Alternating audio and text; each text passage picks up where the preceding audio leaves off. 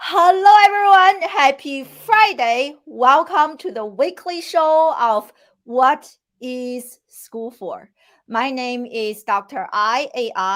I am the CEO of Classroom Without Walls and the host of this weekly live streaming show. On this show, I interview leading education professionals, parents, and students, and entrepreneurs and business leaders to come here to discuss debate, and disrupt education. The goal is to future proof the next generation. So I'm really excited that today I have Arceny Rivera on the show to talk about his perspective on education and how he thinks education so far, reflecting on his personal experience, has been preparing him for his future. And Arceny and I had a great honor to work with him this summer, a few months ago, through Junbei's internship. And I really enjoyed getting to know him. And over the summer, we talked so much about social media, digital networking, LinkedIn, and live streaming.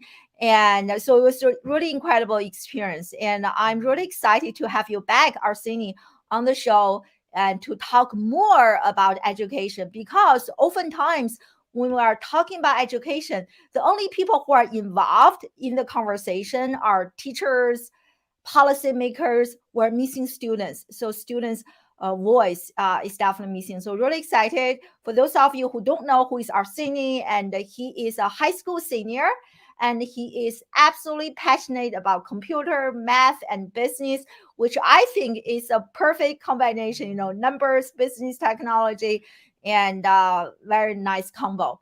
And as always, we are live on all the social media channels, and I highly encourage you to join us live on Amazon. And when you join us live on Amazon Live, you will be able to see a list of books that I highly recommend. I have personally reviewed and selected those books for you.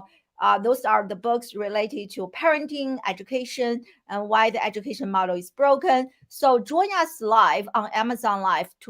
You just need to enter Classroom Without Walls live in your browser and you will be able to join us live. And a big shout out to StreamYard for being a sponsor of the show. StreamYard is my favorite third party tool to go live. So check them out in the comment section and check out StreamYard for free for 2 weeks. And let me know if you have any questions. Without any further ado, my friend, welcome to the show. Hi, thank you for having me as well. As you said, students are not usually the ones giving some opinion on the school system and education in general. So I think it's good that every once in a while we do join the conversation. I love it. Every once in a while, right? Occasionally, let's not forget the students, right? So a big hi, shout out to Lance, who is here, and I know Hi, you. Lance. Yeah, you also interview Lance, so thank you for being here. So let's get started. And you have at this point in your life, you have been a student for how many years? More than a decade, right? At least. Yeah. And so share with us, when I talk about school, and what are some of the adjectives that actually come to your mind right now? Right now, adjectives would be intriguing, Mhm. challenging, and complex. Oh, wow. I love those words. I'm happy to see that. And can you elaborate more? Yes, like intriguing because I truly like the idea of learning anything. I'm like a math enthusiast and Mm. computer science, everything that has to do with science, I really like. And I think school is like in general a place where you can actually go and learn if you put the effort in. Mm. Challenging because it obviously challenges you. Like I personally like science, right? But we also have other subjects that I'm not so good at, like English, arts, etc., that we also have to take and have to pass either way. And complex because you just need to get used to the system. You just need to get used to being in time, having a schedule, talking to people, which is very important. And now you realize that, like, to your teachers, you need to have fluent communication with them. Yeah, I can't agree more with you. I think communication is that is something I absolutely value so much. It is so important. And guess what? It is 4 a.m. for our friend Lance. That's incredible.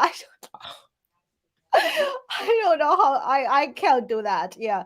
So that's amazing. I love those three words: intriguing, complex, and challenging. And the reason I ask you this question, Arsini, is because actually 2 years ago there was a big study conducted by Yale University, came out 2 years ago. And in that study, they surveyed 20,000 US high school students, and they were asking them, hey, how do you guys feel about school? When they mentioned the term school, what do you think?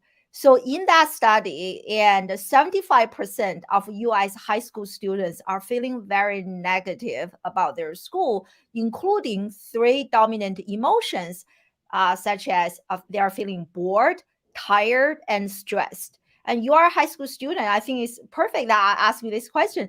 Do you think that study represent how you are feeling and your friends, your generation? Well, in that study, I mean, those three emotions usually are spread out in three different groups of students. So usually the students that are just like in regular classes and their academic records are not like above the 3.5 in GPA, they Mm, usually express that they're bored in class and at home. Like I usually get my friends saying I'm bored when they're like that type of friends that are just not in all the APs. Now the mm, ones that are always in the APs are always stressed. They're always like running out of mm, time trying to catch up with the classes, and they just don't seem to accept that maybe having all classes AP is not the best idea, but they just keep doing it, and that gives them stress all the time. And mm, then the ones that are like kind of like me, that we are in some APs and not really like all APs because we have a different plan and we just taking the APs to truly learn what we like to learn.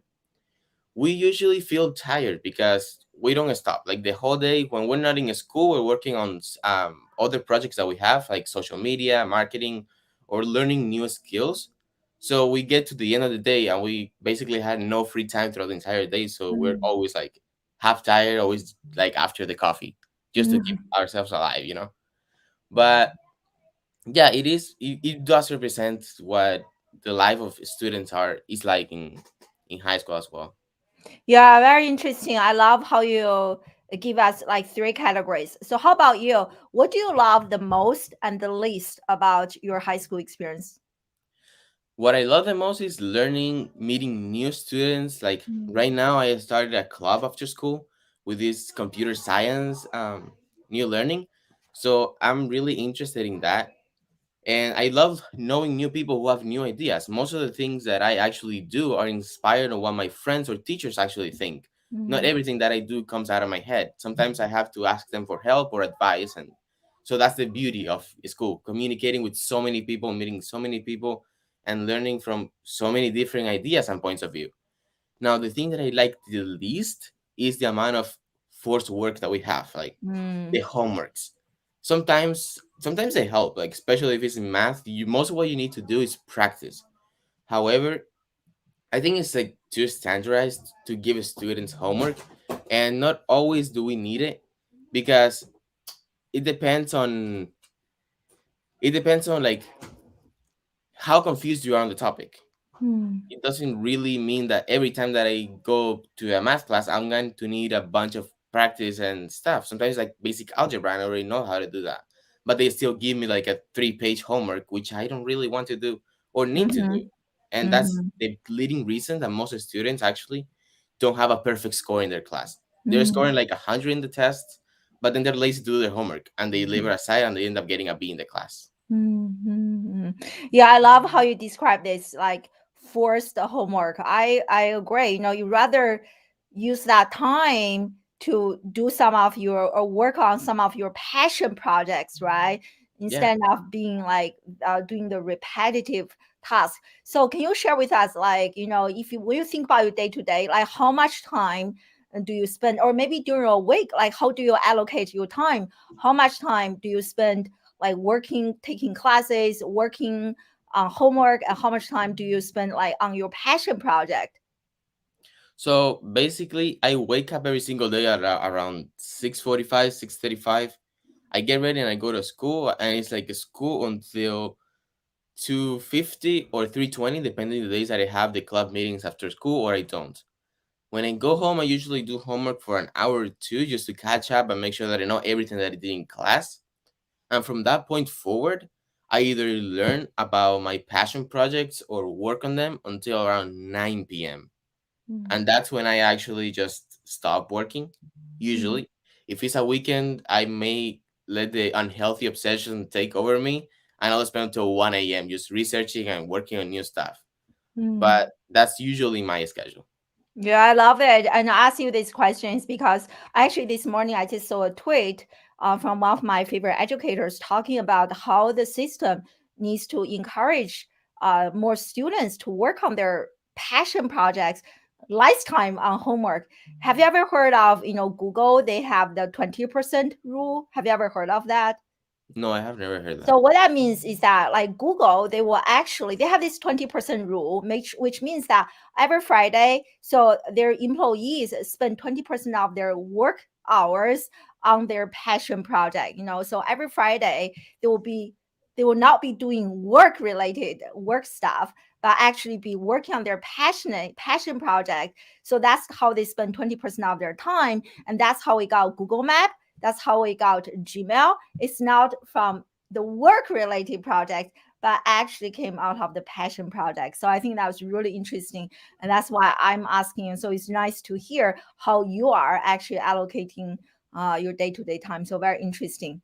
Yeah, So, that's really nice, and especially because coding projects are usually the ones that lead to new applications like the maps and stuff that actually help people, but they're not coming from like a very diverse project that was like pre-planned a lot of time. yeah, yeah, that's sometimes, we will hear the shower effect, right? When you are actually taking a shower, when you're taking a walk outside, that's when you have all those brilliant ideas.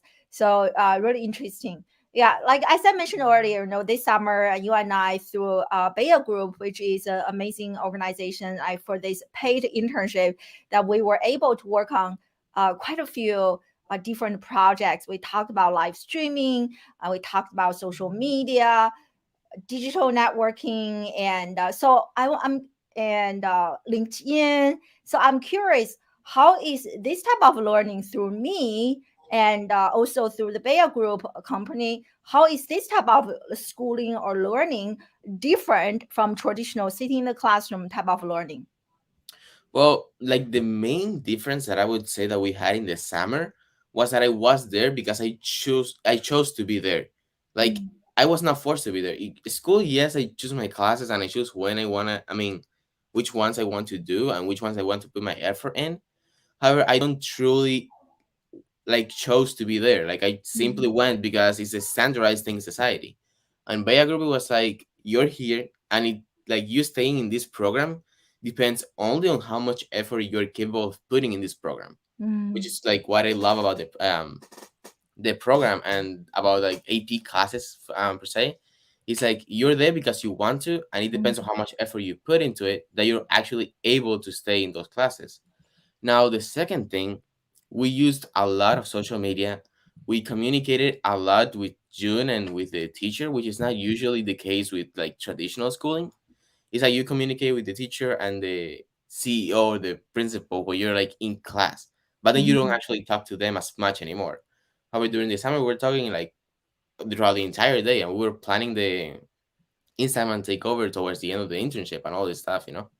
Yeah, yeah, that's about very, very interesting. So I'm just looking at some of the comments here, and Yahoo GOG executive and Yahoo CEO said that 80-20 policy was more like 100% full-time job, 20% personal project. Yeah, I think having time to work on your passion project makes a huge difference.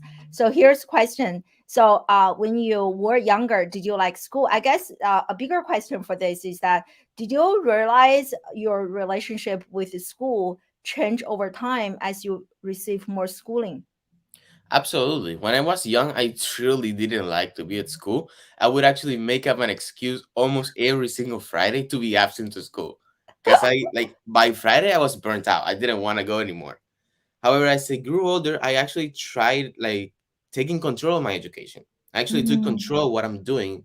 And now all my classes, like, at least 4 out of 6 of them are directed to what I want them to be directed to. Mm, I take like 1 or 2 classes that are because the system like requires me to take them, but those classes I have actually taken them over the summers, so I don't actually have to take them over the school year and save my mm, time. I'd say mm, that I actually love education a lot more nowadays than I used to do 5 years ago. mm, And I would think that I just included here. I actually came from 2 different school systems because I was previously in Cuba and now I'm here, right? mm, So I can tell you that the more liberating that the school system is, mm, the more they allow the students to choose and to change things around and do what they want, the more the students are like passionate about what they do, the more they want to work and the mm, more effort they actually put in. Because back in Cuba, I remember me myself, wanting to go to school because unlike here that you can actually change your schedule and stuff, there you could only get what the classes like that they were giving you. You were not mm. allowed to change your schedule. So most of the times you would get on a schedule that was like 50% things that you don't want to do, and you ended up wanting to be absent every single Friday. Yeah, so interesting. I think that's a big implication for all the educators, right? Like learning has to come from the inside, has to be really passionate about this. So it's really interesting to hear the sharp contrast between, skipping Friday classes versus where you are now. So kind of follow up on my earlier question, working with me over the summer and joining Bayer Group, and how has this experience overall affected how you are showing up at school now? Well, before I was like really, really shy. I would like go to class and maybe I would sit in the middle of class because I didn't like to sit in the back. But that was it. I would do my homework, I would get A's on the test, and that was the end of it. I wouldn't even talk to the teachers. Even if I had a missing assignment, I would go the entire year without checking that missing assignment just for the sake of not talking to the teacher. However, like these past 2 years have been the complete opposite. Like I get to class and I'm the first one to introduce myself to the teacher. Say, hi, how are you? Like, what are your passions or Wow. whatever the teacher like wants to talk about. I'm the first one to be there and to show up. I sit like in front row just to make sure that I'm like getting the entire thing in class and keeping a good connection with the teacher and with my classmates. I That's have that's done that's crazy. That's incredible. Sorry, yeah, I interrupted you. Keep going. like right now I think group work has become like a very, very important part of my schooling overall. Before I was like, I don't want to collaborate with anybody. Now it's the complete opposite. Now I actually want to collaborate with every single table around me just to make sure that our project is the best of all the projects or the homework or the test, that we have the best scores, you know? That's incredible to hear. So, what do you think are the reasons behind this huge transformation? I think the reason is that I was never like taught that communication and collaboration could actually lead to such good results. Mm, Before I used to look at collaboration like if we collaborate, we're going to fail because there was going to be that one kid that didn't want to do anything. So we were going to throw the entire homework or the entire project down the drain. However, now I see it the opposite way. I'm like, how can I make them engage? How can I make them want to do this project? How can I make them passionate about this project? Sometimes it takes a little bit more. However, I've been able to take like even students who were like almost failing the class to be mm, motivated about a project and end up getting an A, like everyone in the group. mm, mm. Wow, that's amazing. That's amazing. And you also said that before you were really shy, but now you are just like so outspoken. So, what do you think led to that transformation? I see that the more I speak and the more I communicate, the more I can actually Mm, get out of the experience. mm, Before talking to the teachers or to my classmates, if I had a question, I would stay with the question. If I had like any sort of issue, I had nobody to help me and I wouldn't obtain what I wanted. However, now I realize that most of the times to get what you want, all you have to do is ask. All you have to do mm, is communicate and be like, hey, can you help me with this? And the most of the time people will be like, yeah, sure. When do you want me to help you? mm. I love that. And what you just said reminds me of another study published in a journal. They were talking about how students, just like you, I don't want to talk to the teacher. I don't want to ask questions. And so in that study, they were talking about students with American kids. And when they were like 4 years old, 5 years old each, on average, they asked 107 questions per hour. And by the time they get to high school, guess how many questions they ask? Like barely any questions, if any, right? Yeah, and the number dropped to two. That's per 2 hour period. And then as they stay longer in school, like drop to zero. I was like, wow, we like literally you should be asking more questions, right? Right? Because your intelligence has improved, but it's so shockingly sad to see the change, right, from 107 questions per hour to zero questions per, like whole day they don't even ask questions. So it's really nice to hear that.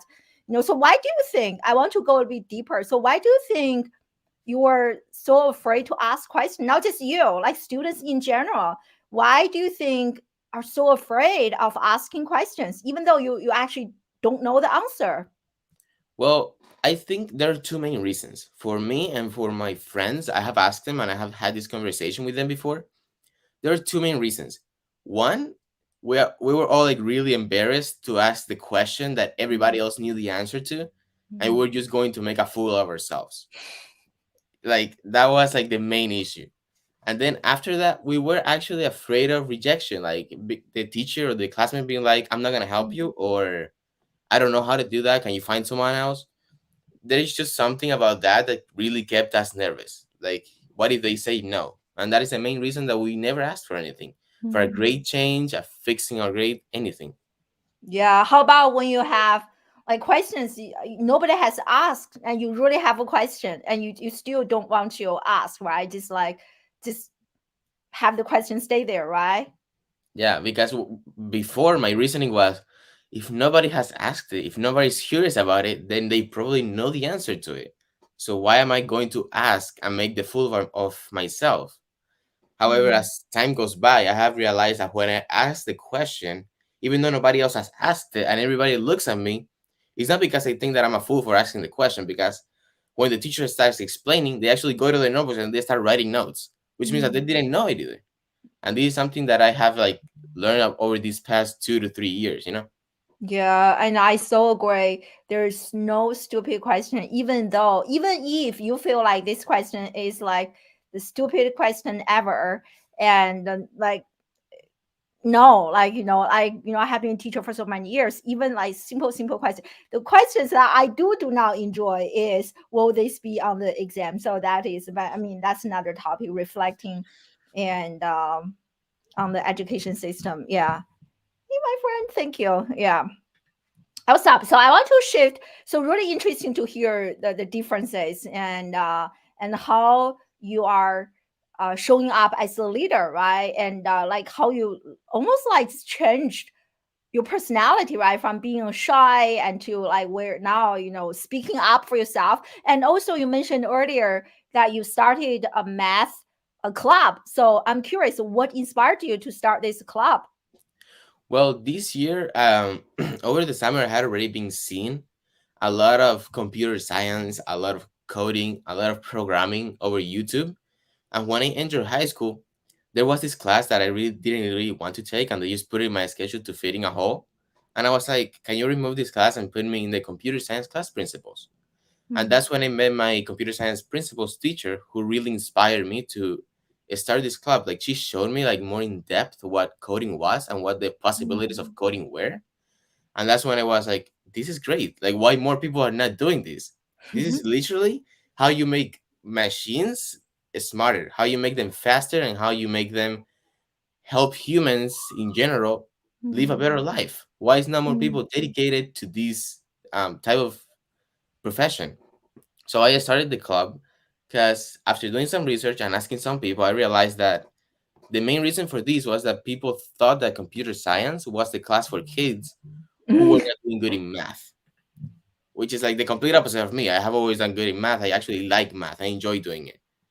So I started it, and instead of promoting it like, here's your escape class or here's your tutoring space for computer science, I promoted more in terms of like, if you want to be creative and you want to step out of the normal picture that college are looking at, you want to seem diverse and that you like challenges, then come join our club. And I'm going to teach you Python through group work, not through the common class teacher to student method. and that's what I how I started the club. I actually, to teach the kids that I still go to my club, we were like 10 there. I basically break them up in like two groups, and I make them do simpler projects. And then when we're like towards the end of the time, I actually put them all together and make use those two different programs to make a bigger one that works even better. Mm. And Mm. I've seen that over time they have actually liked that, and they have become a lot more talkative with themselves and to me. Like they ask questions more freely than they would before. Wow, I love it. I love, how you are now like this incredible team leader. How many people do you have in the club? We started with like 22, but then people started like going out because they thought that it was literally a tutoring class, and it wasn't.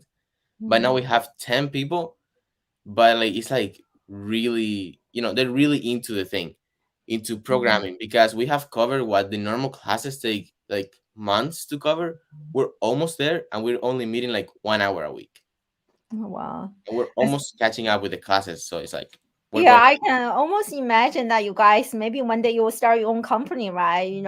Inventing the next biggest thing. Why not? And I love, it's all about quality now, quantity now. But it seems like you have a dedicated group of cohort. That's nice. So how has organizing this club improved you personally or changed you personally and professionally?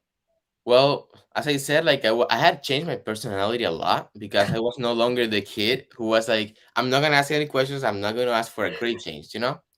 However, I was still not ready to be talking to multiple kids with a bunch of different opinions and hopes and stuff, right? But now I actually like talk to them freely, and when I have to speak in front of the entire class, I feel very comfortable doing it because I do it all the time. I do it every Tuesday and Thursday.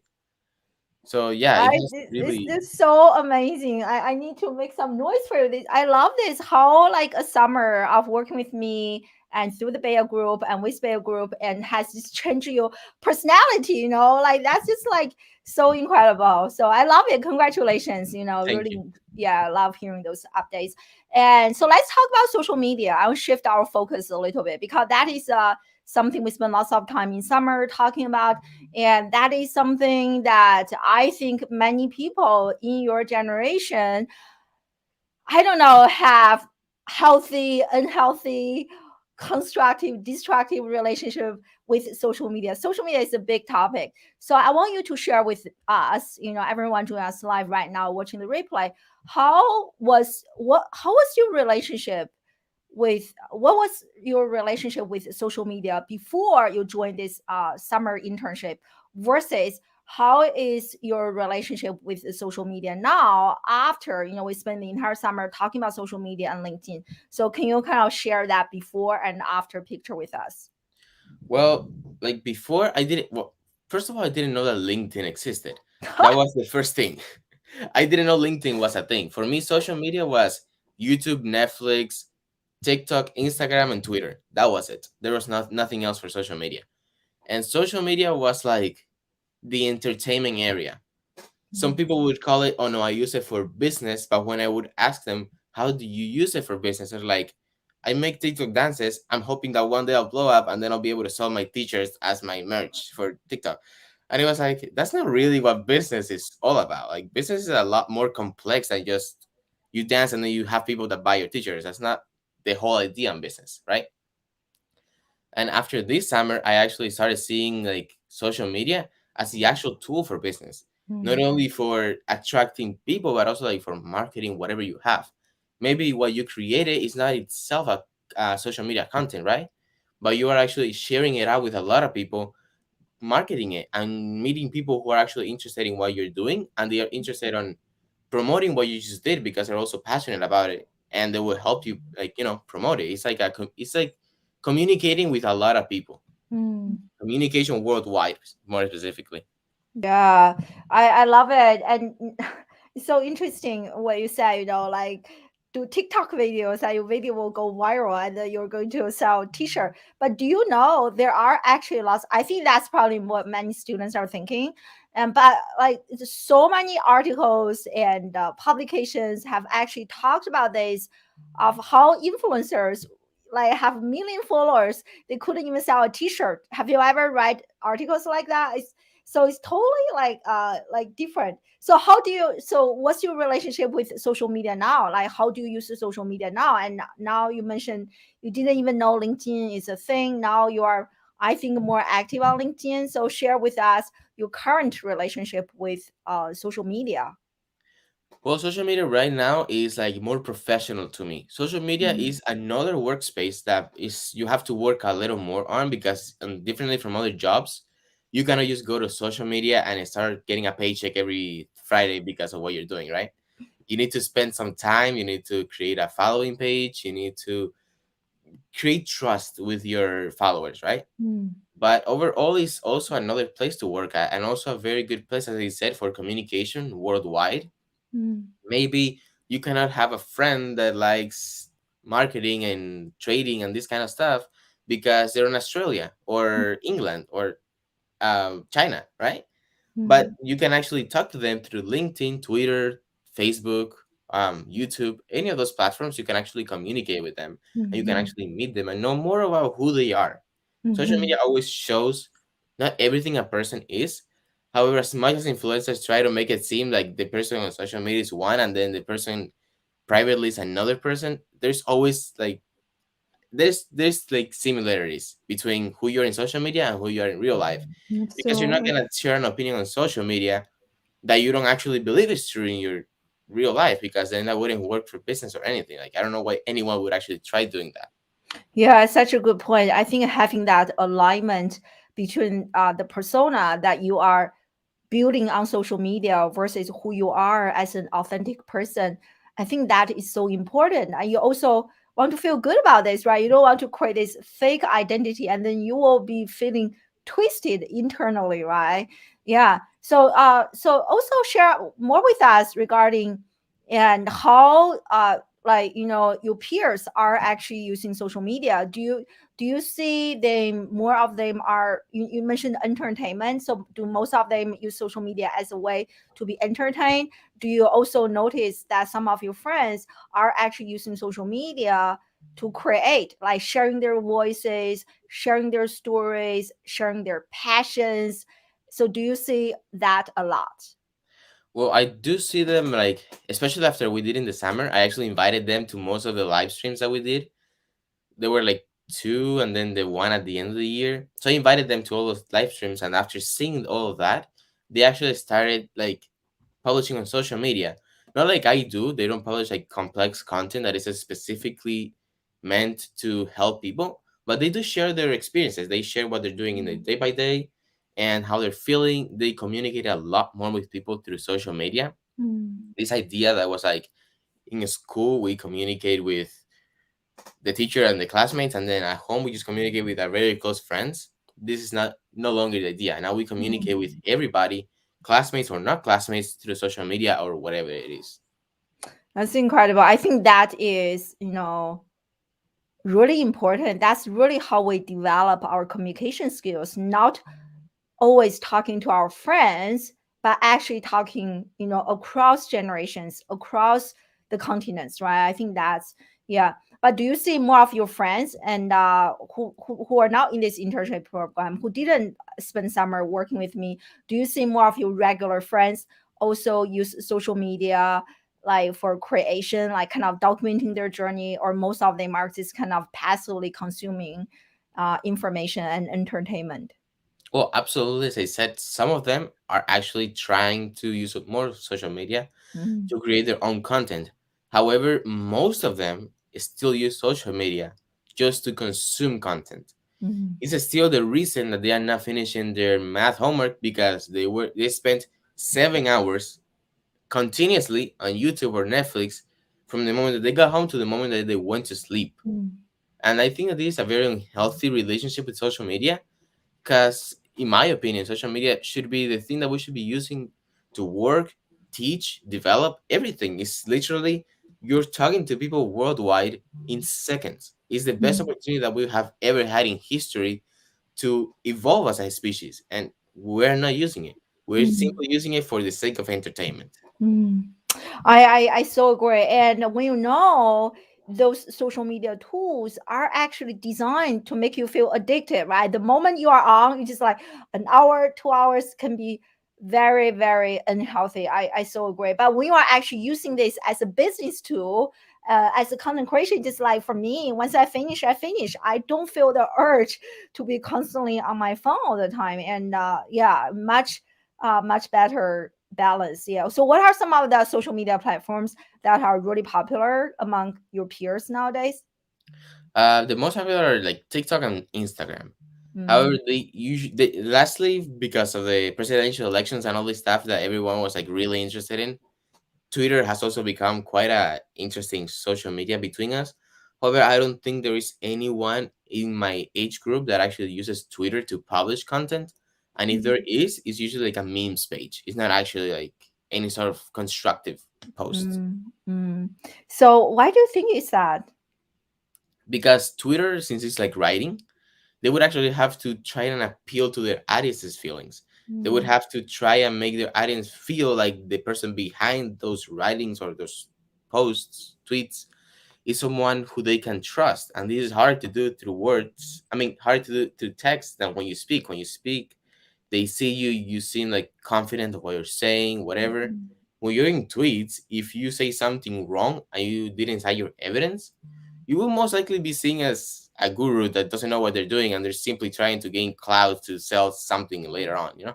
Yeah, interesting, interesting. So I'm curious, when you go to school, like the classes you take, do teachers actually talk about social media and how you guys can actually use social media to connect with other people who are doing computer science in different countries, or maybe even connect with people who are computer scientists, who are practitioners?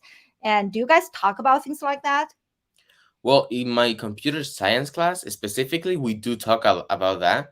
My teacher has always, like, she's always putting this idea in our heads that, like, yes, we are studying computer science. However, this doesn't mean that we can just ignore marketing and social Mm, media and worldwide trade. She says that whatever we make, we need to know how to market it and we need to know how to sell it to more and more people. mm, However, the rest of classes, that's not the ideology at all. The other mm. classes is like put your phone down and do your work so that you're good for the test. That's the Yeah. ideology for all the other classes. Yeah, I so agree. And do you think that is sending a message to the students that your phone is always bad, it's always for entertainment, as opposed to what your computer science teacher is telling you guys? Yeah, and I think that is really bad because it's not the case. And I have communicated with teachers before, and some of them I see that through the quarantine, even started publishing the Mm, classes on YouTube and then mm, giving us access to those classes. mm, So, like, just canceling social media, just putting phones as a bad thing, and the thing that is causing students to not actually learn is not only like bad because you're throwing away a bunch of opportunities, but kids are not going to stop using phones because you tell them actually, that they're bad. They're like the new thing. Everyone has their phone and their applications and YouTube. We're not gonna put it away because you say that you don't like it for school. However, in the other hand, like me, my computer science teacher, like I have been doing with the club, we start to use social media more of as a thing to keep us as a community. That's mm, better because now kids cannot avoid you. Like during their phone, what are they gonna do? They're gonna ignore the notification when it drops from the screen? No, like they see you saying, you need to fill this out right now. You need to do your homework right now. They might not do it right away, right? But they will keep it on their mind. Like they send me a remind. I need to make sure that I get my work done. And here are my examples. Here is the video that is going to help me. Here are my resources to fill things. You know. yeah, I so agree. And I so agree. I mean, that's also what we spend so much time talking about in summer, right?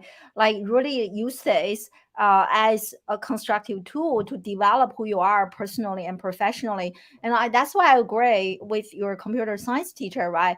I think social media literacy is a foundational skill. It doesn't matter what you do.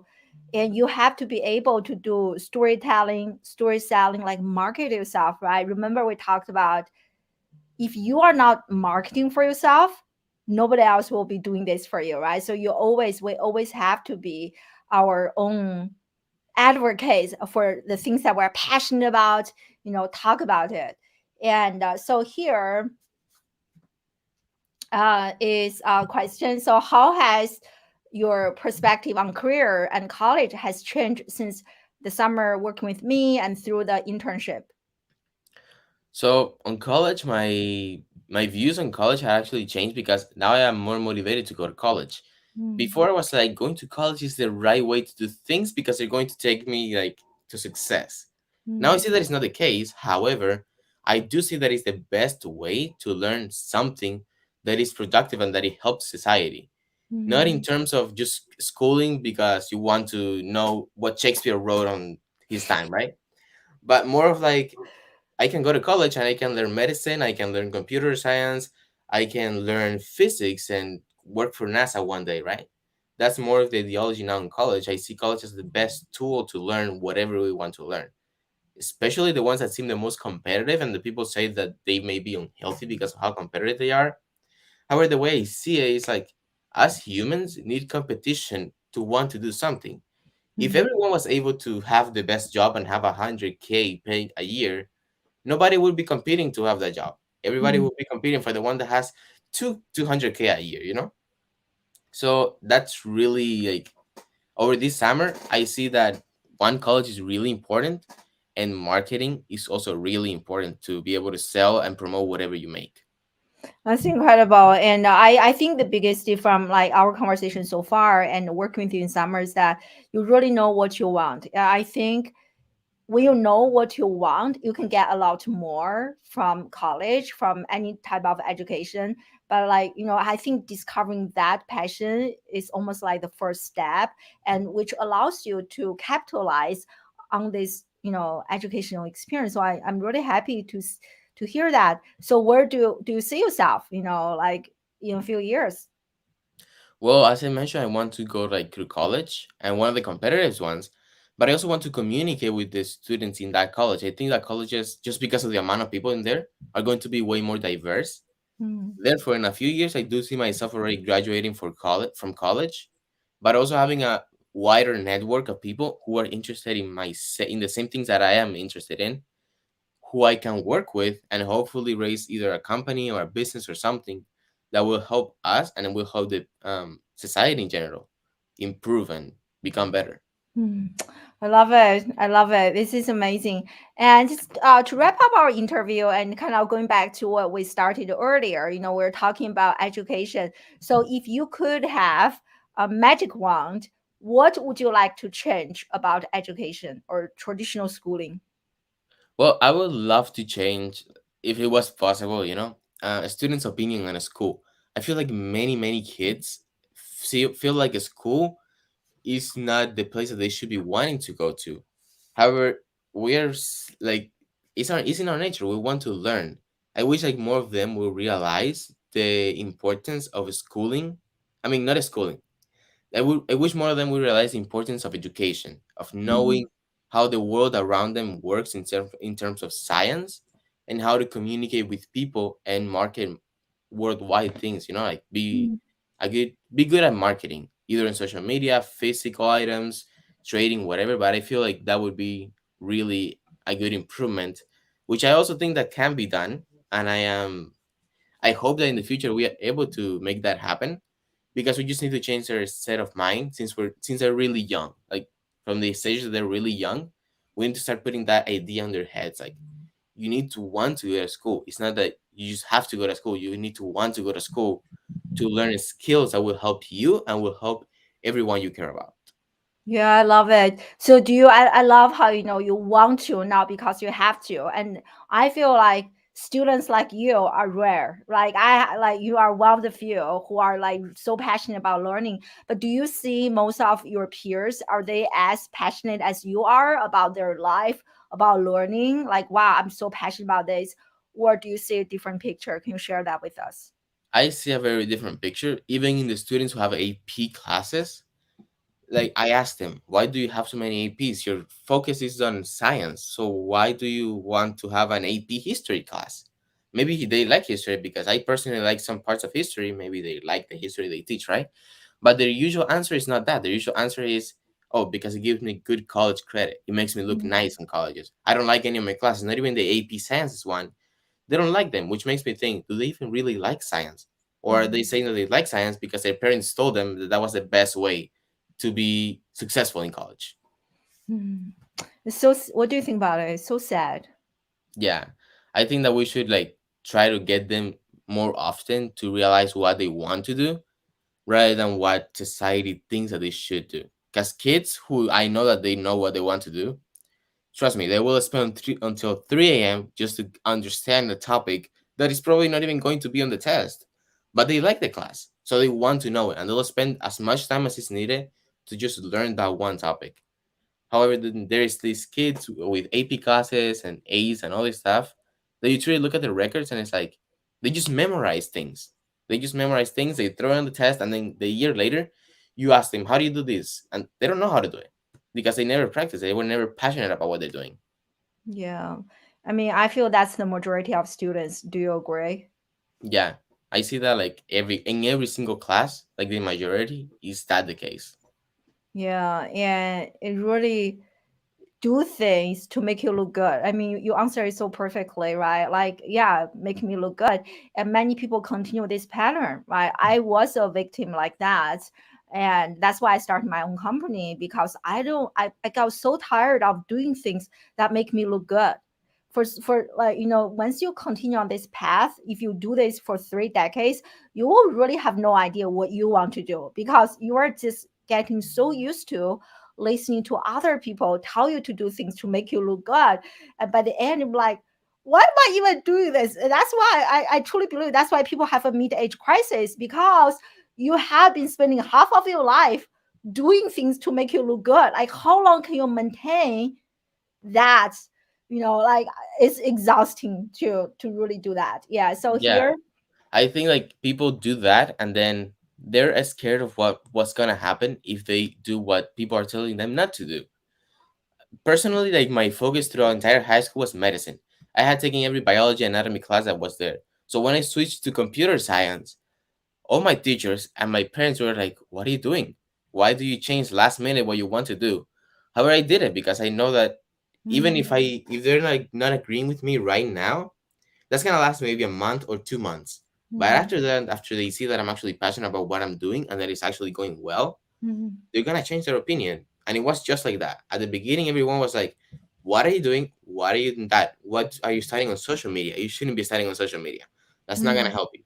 mm. However, after this time, and they see that it's actually going good, and that I started the computer science club, and I'm getting ahead of like the students in computer science in the school, they're like, "Okay, you actually chose the right thing. You were not so lost as we thought you were." Yeah, and you prove them wrong, right? Like show them, hey, social media can actually help me. Just a few days ago, I need to share the interview with you. I watched this interview. Adobe interviewed 4 students, and they interned at Tesla, Nike, NASA, Apple, 4 amazing companies, and 2 students got their jobs because of LinkedIn. I was like, that's amazing. That is something I have been advocating for such a long time. So, like, yes, definitely, prove them wrong, Arseny. Yes. So, here is a great question from Alice. Thank you for joining us.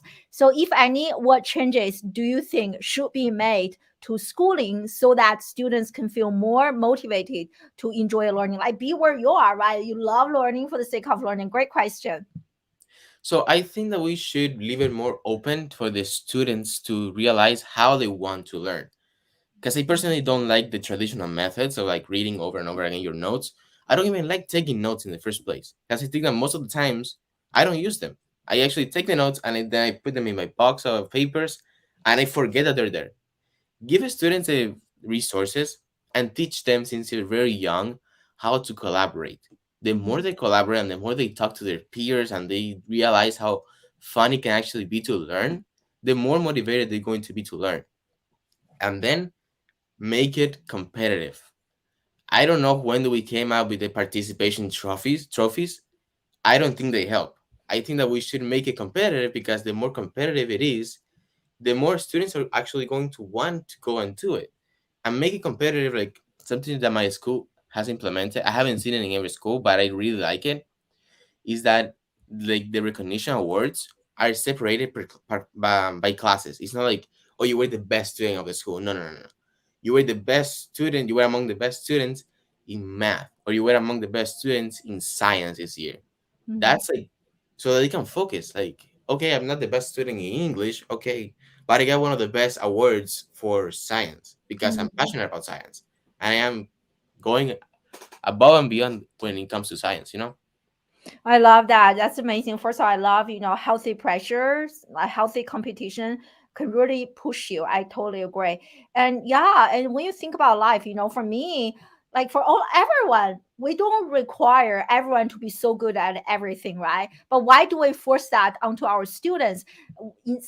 Instead of asking them to learn, spend equal amount of time on every single thing, why can't we change that and give them more freedom? Like you and we were talking about the passion project, right? Give them more freedom and give them more time to work on their passion project. And I think, yeah, I agree. I think that would be a very different school model.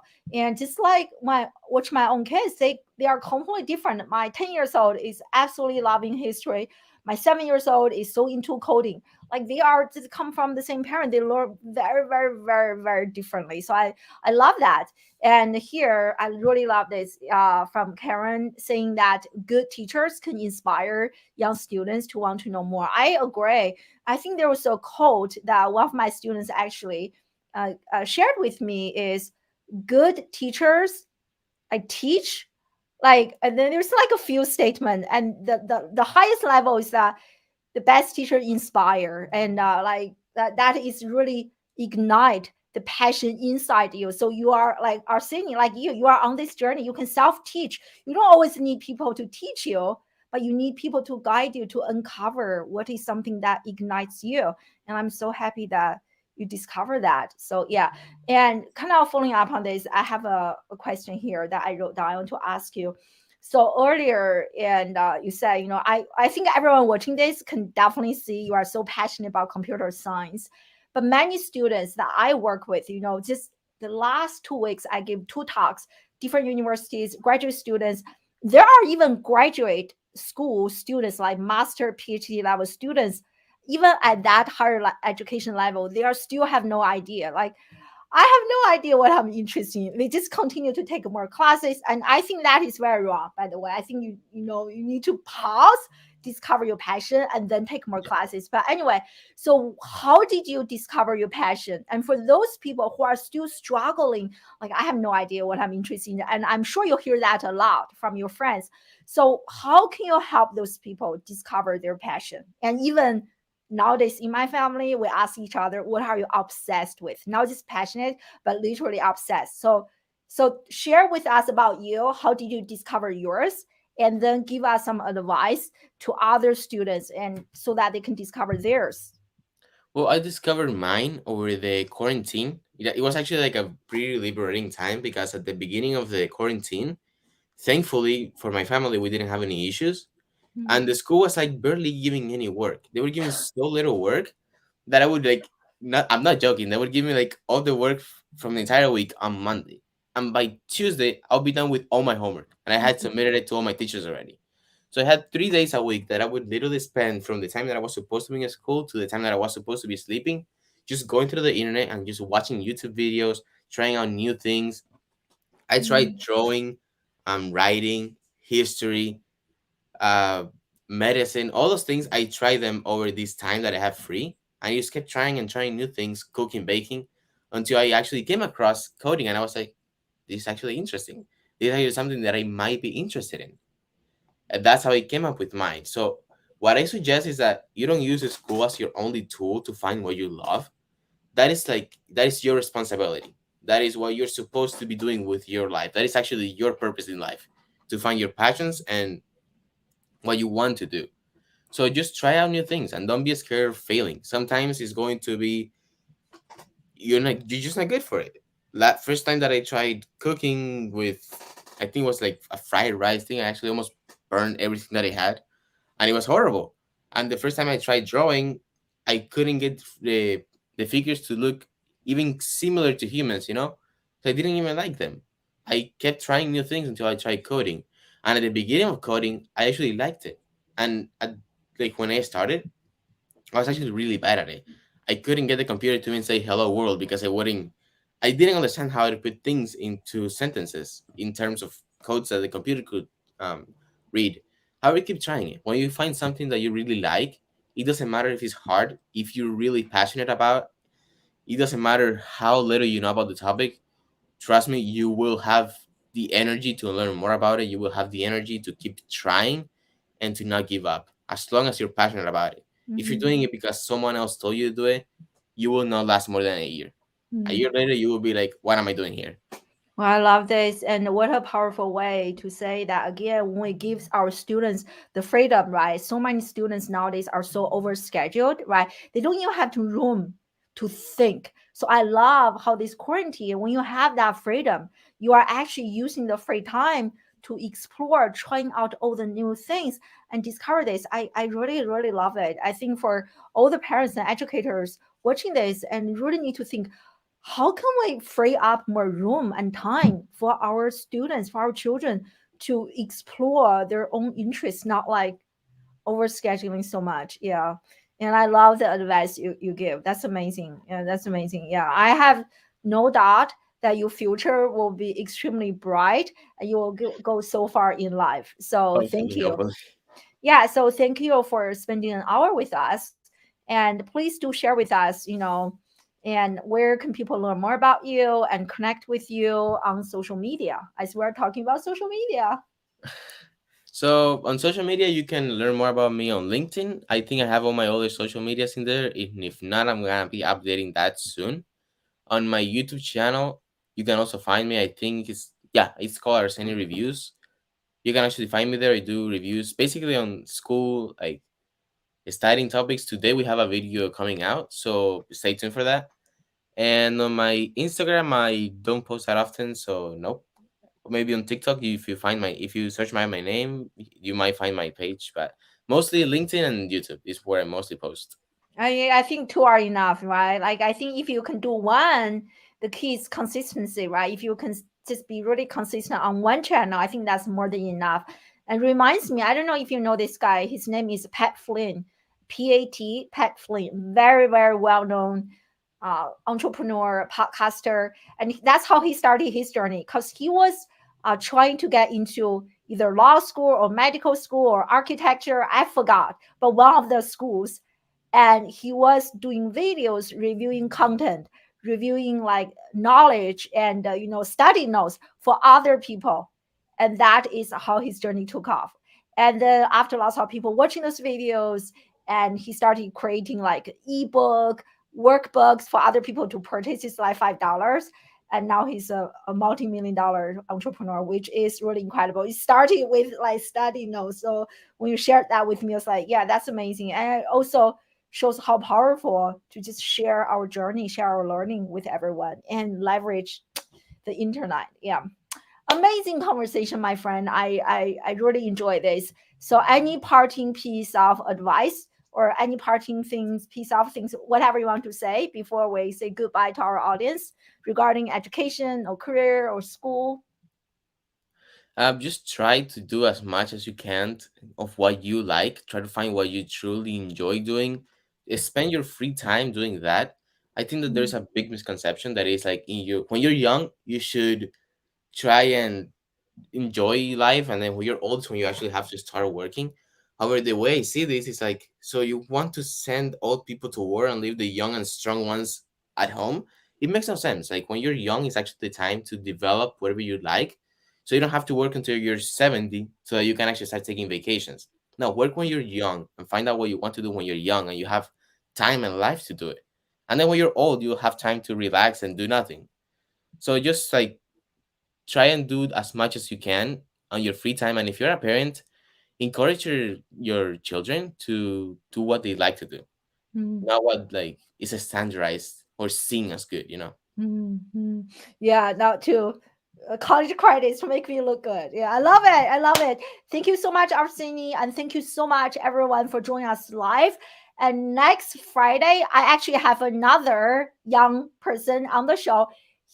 I believe he is 14 years old, and he actually and borrowed some money from his parents and developed his own games and got 1 million downloads and built a TikTok community of I don't know, 350K. I was like, wow, that's incredible. So he's going to share his experience on learning outside the classroom, perspective on education, and how he started his like million download game. Like again, what you're talking about, Arsini, like this passion for coding, for gaming. So I love it. So definitely come join us live next Friday, same time, same location. Thank you so much, Arsini. Everyone, make sure to follow him. And thank you so much. I will see you guys next Friday. Bye.